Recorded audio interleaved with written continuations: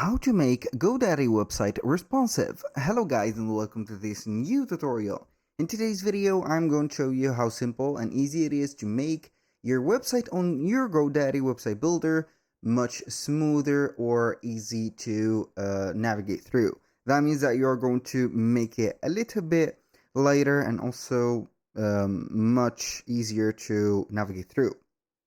So the process is going to be very simple and easy. We are going to start by setting up the images, or not setting them up, but basically we're going to compress them.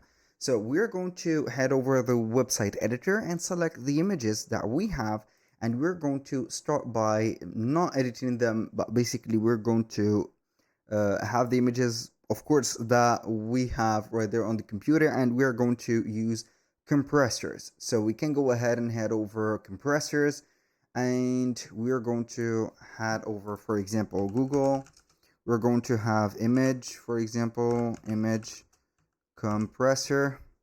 Not going to be interested here. Image compressor online. We're going to use one of these, for example, resizer or whatever, and then you're going to upload them again.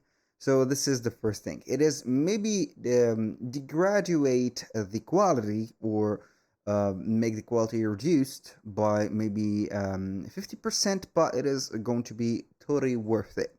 So you're going to make your website much smoother.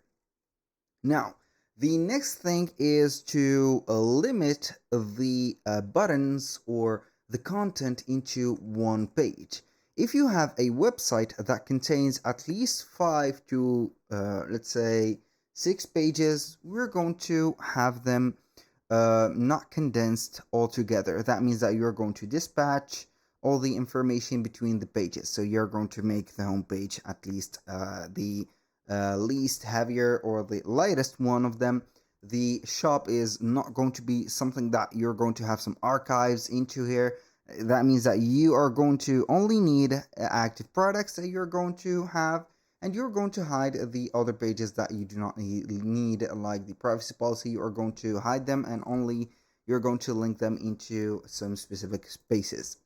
Now, aside from that, you're going to head over the dashboard of the website and see if you're going to need to delete some content, like the store, the marketing, let's say here a lot of customers, maybe archived customers that you do not need from here, so you're going to delete them, also with the product like that. Aside from that, you cannot have a lot of things that will make your website heavier aside from these. That was all for today's video. Thank you guys for watching. I hope that you have enjoyed the content, and I hope to see you soon on the next one.